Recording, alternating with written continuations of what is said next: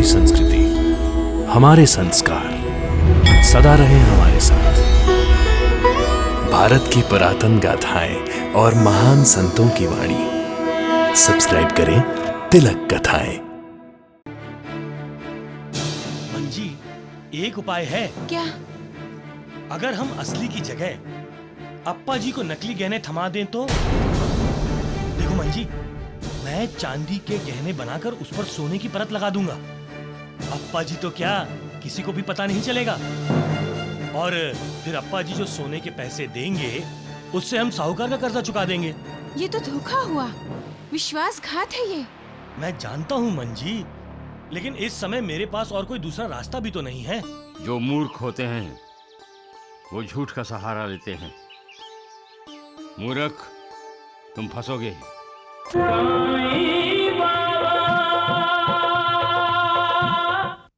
एक समय की बात है लक्ष्मी की माँ। उस वक्त अक्कलकोट में ही नहीं, अक्कलकोट के आसपास के गांव में भी श्री स्वामी समर्थ महाराज के भक्त रहते थे। पांडु सुनार ऐसा ही एक भक्त था। मैं दरगी गांव में रहता था। वो पांडु सुनार का अपना परिवार था, पत्नी, बच्चे सभी थे। सिर पर बहुत कर्ज था, इसलिए वो बेचैन रहता था। एक दिन एक अमीर आदमी सोने के गहने बनवाने के लिए उसके पास आया। पांडु, अरे अप्पा जी, आप आइए आइए आइए, बैठिए। कहिए। पांडु, मुझे अपनी बेटी के लिए सोने के गहने बनवाने हैं। अप्पा जी, जैसा कहोगे वैसा बना के दूंगा। लेकिन गहने 100% सही होने चाहिए पांडु।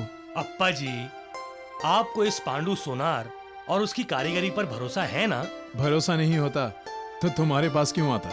तो फिर निश्चिंत रहिए, कोई उंगली नहीं उठाएगा। लेकिन अगर कुछ पैसे मिल जाते तो ये लो पैसे, बाकी गहने तैयार होने के बाद। 30 दिन बाद आऊंगा, गहने तैयार रहने चाहिए। जी जी अप्पा जी।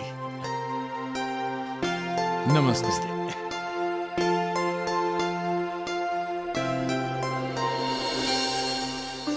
ये आप ही की कृपा है स्वामी महाराज। ऐसी कृपा हमेशा बनाए रखना। ये लीजिए, चाय पीजिए। अरे मंजी, लाओ।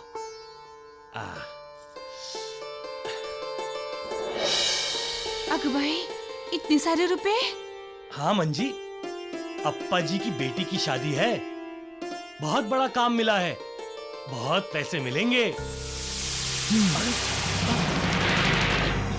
अरे साहूकार जी, आप?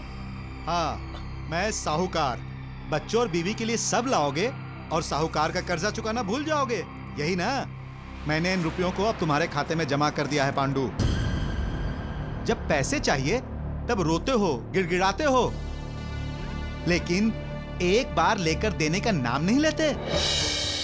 और जब कर्जा चुकाने का वक्त आता है तो साहूकार को ही भूल जाते हो। ऐसी बात नहीं है साहूकार जी।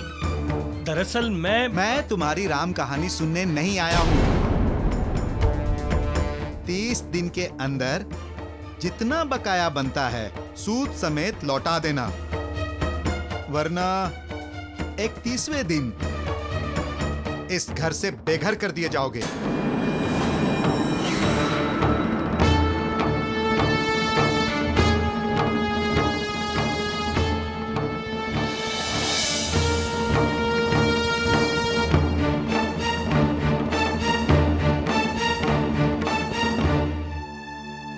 अब क्या होगा?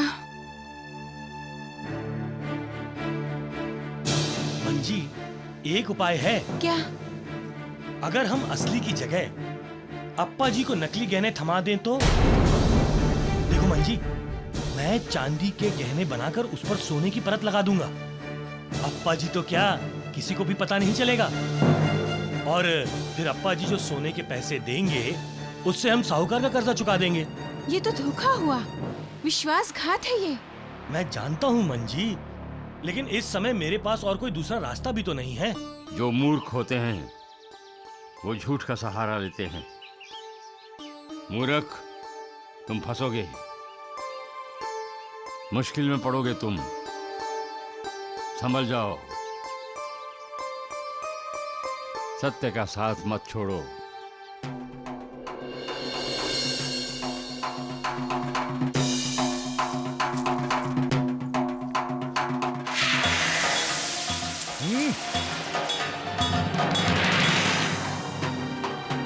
पांडोबा, मैं तुमसे हमेशा कहता आया हूं कि झूठ का साथ कभी नहीं देना चाहिए।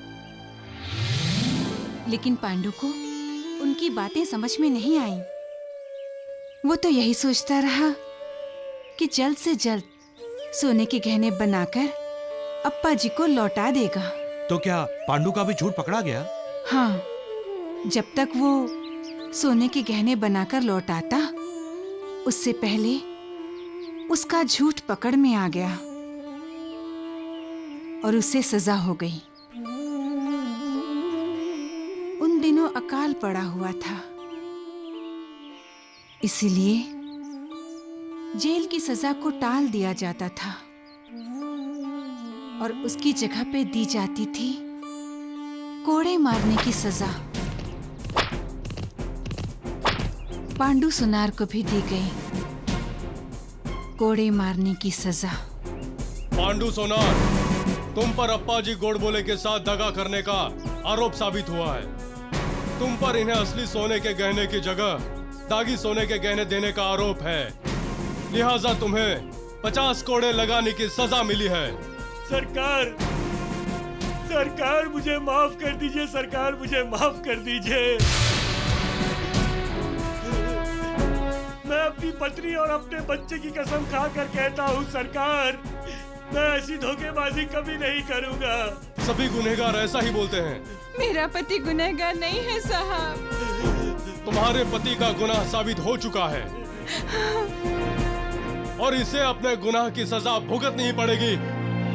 स्वामी महाराज, स्वामी महाराज, आपके इस बच्चे को माफ कर दीजिए स्वामी महाराज।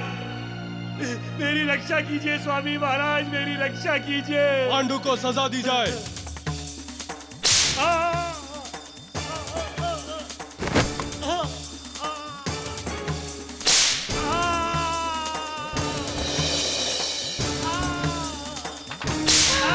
स्वामी महाराज,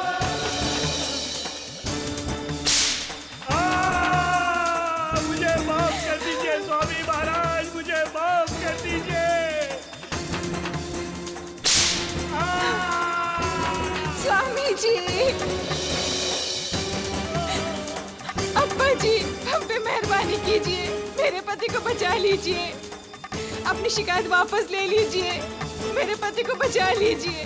स्वामी महाराज, यहाँ आपके सिवा मेरी सुनने वाला कोई नहीं है। अगर सजा ही देना है तो मुझे दे दीजिए स्वामी महाराज। रुक जाओ, रुक जाओ, रुक जाओ, रुक जाओ। स्वामी समर्थ आ गए, स्वामी समर्थ आ गए, स्वामी समर्थ आ गए, स्वामी समर्थ आ गए।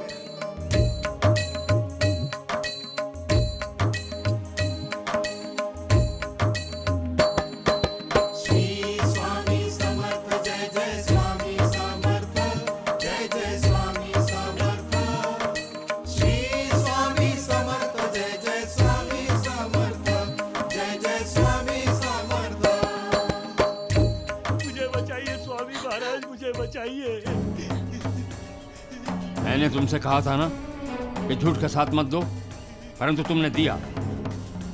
अगर सत्य का साथ देते तो इस तरह मुजरिम बनकर तुम्हें सबके सामने सजा भुगतनी नहीं पड़ती।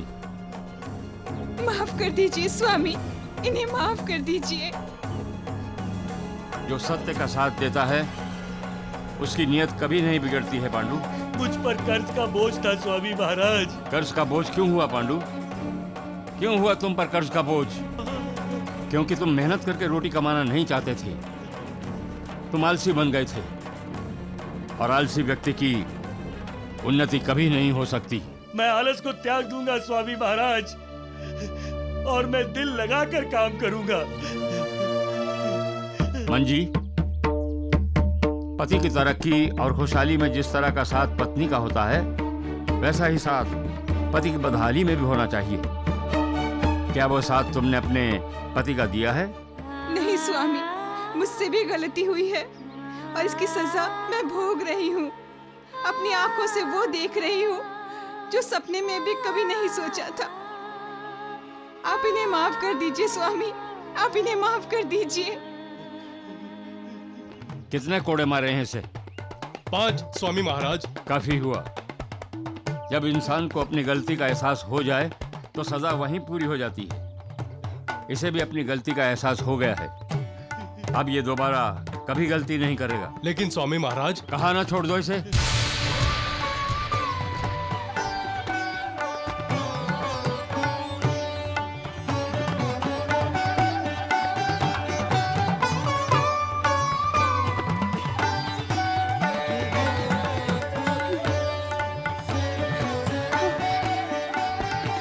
मंजी, संभालो अपने पति को।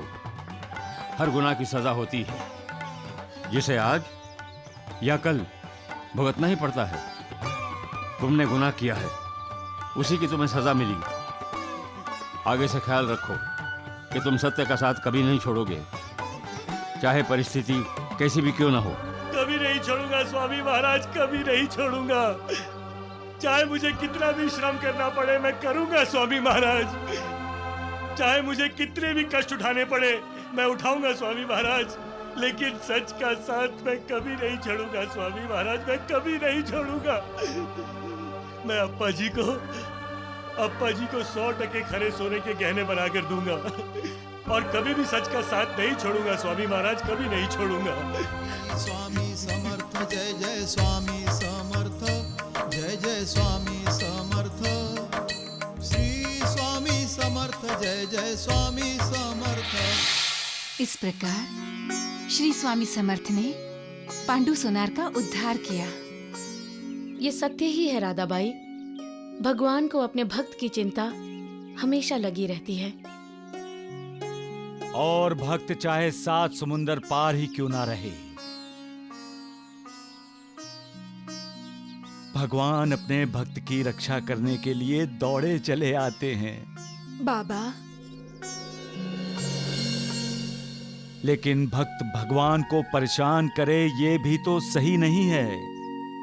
क्यों वो गलती करता रहता है? क्यों वो झूठ का साथ देता है?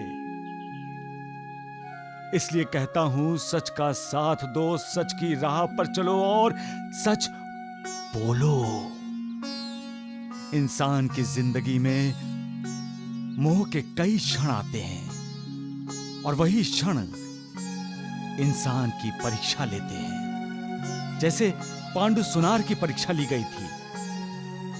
मोह के इन क्षणों पर विजय वही पाता है जो सत्य की राह पर कभी विचलित नहीं होता, जिसका विवेक हमेशा जगा हुआ रहता है। इसलिए वो कभी अविचार नहीं करता। मालसापति, जिसकी मालिक पर अविचल अगाध श्रद्धा है, आस्था है, उसका ईमान कभी डगमगाता नहीं है, ना ही डोलता है।